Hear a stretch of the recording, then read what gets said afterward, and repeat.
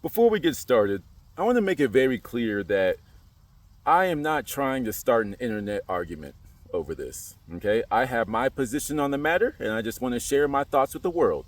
You can feel free to agree or disagree. It doesn't change my life at all in the slightest. Okay?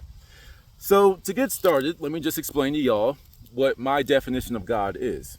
I believe God is everything. Speaking biblically, God said that he is the only power and there is only God. There is no other thing, which makes me confused when people give so much power to the devil when there's only God. That's just what it says in Genesis, But I express that belief in my entire world. I believe the trees are God. I believe the house, the fence, the dirt, the worm is God. I believe your dog, the goldfish, your toilet bowl, your sink, your toothbrush is God.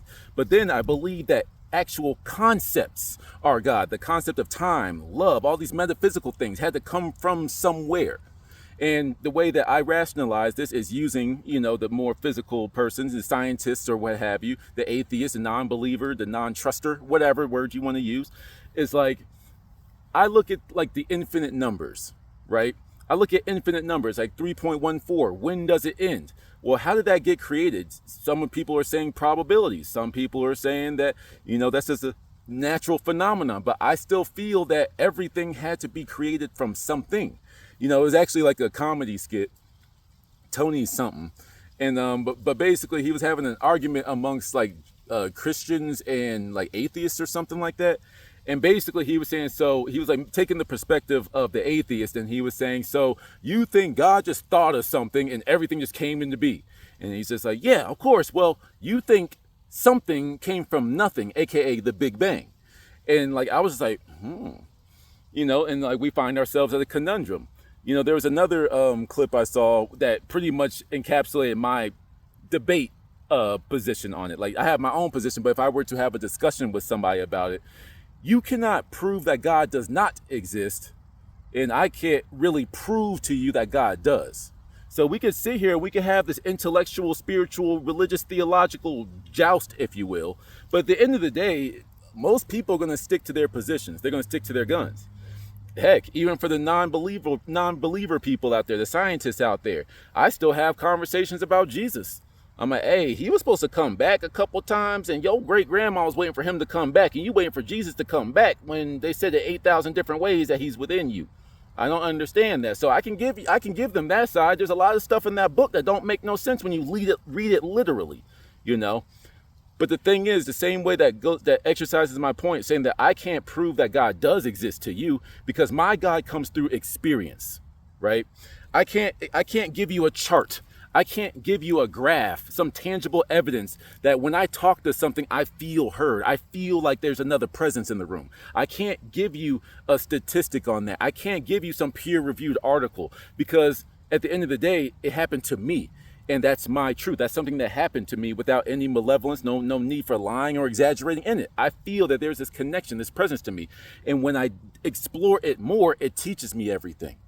I can't make that make sense to someone that's never even pondered that this is a possibility, Just like you can prove to me that, oh, well, this is your electromagnetic syndrome, and this is the synapses in your brain that are going off. And using sociology, you've been programmed into believing this certain type of way of thinking and blah, blah, blah, blah, blah, blah, blah. Both of us are right. Both of us are right, But, also using like the physical standpoint to prove that God exists, it's like, and this is just when it comes down to personal definitions and stuff, but I believe that the infinity symbol, infiniteness, is God. I believe that infiniteness is what resides within us. We have, through our actions, we have these probabilities of things occurring.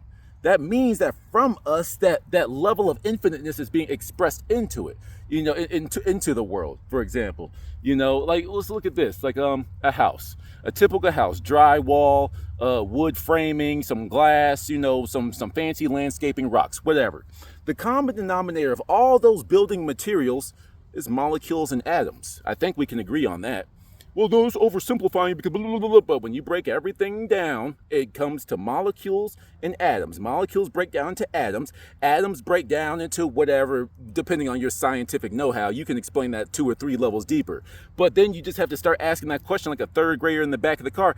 Say, why, or what made that? What made that? So the atom breaks down to photons, quasons, whatever. I don't know the right words. But then what makes that up? What makes that up? What makes that up? And scientists will stop where the physical data runs out. They'll stop and be like, well, this hasn't been proven yet, therefore it does not exist. But whether it comes to spirituality, religion, or science, I find that science is in third place of those three, just using hypothetical categories there. But I find science to be in last place with it, because all you're doing is uncovering what was already there. So we're telling you that, spiritual hippy dippy lyrical spiritual miracle people will tell you that windows are the eyes are the windows to the soul. Right? Oh, that doesn't make no sense. There's no empirical data that supports this claim. But yeah, I could tell every time you're lying to me just looking into your eyes. You see what I'm saying? Like, I get it. There's sociology and psychology books that can talk about that. But you know what I'm saying? Like, how do you chart that? It's like, oh, this person, I can read this person's energy. I know that they're a bad person before we even speak. How is that possible? You're just judging them. You're just jumping to conclusions. Maybe, maybe not. But, it's like I'm using some non-physical thing to justify my claims, and they tend to be accurate. There's always that wiggle room, but just assuming that I'm all the way right and you are all the way right. When I can see your aura, for example, I know what type of person you are, or I know how to communicate with you.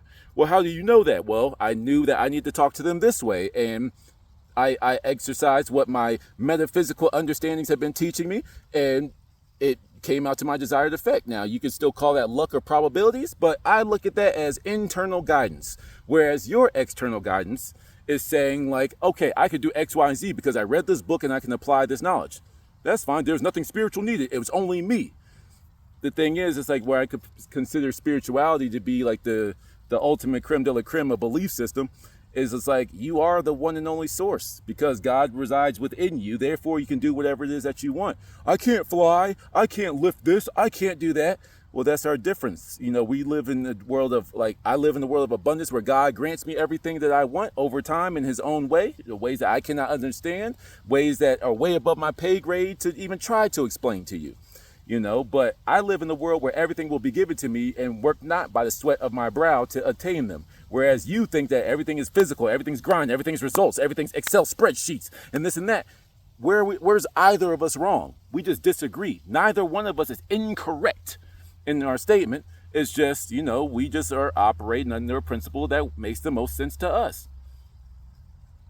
I like to joke religious people more so, but especially the spiritual people too, because, it's just like, if your way of doing things was so great, why are you so judgmental? Why are you casting stones? Why are you, operating from a lower frequency when this person that doesn't even believe in God, believe in heaven, believe in Jesus, believe in spirituality, believe in metaphysics, is a greater good to society than you with your crystals and your sage and your Bible and your Qurans. And wait, hold on. So clearly there's something here, It's like, so basically to sum all of this up, it's like, how do I know God is real? Because he presented himself to me. It wasn't a person. It wasn't even like a figure.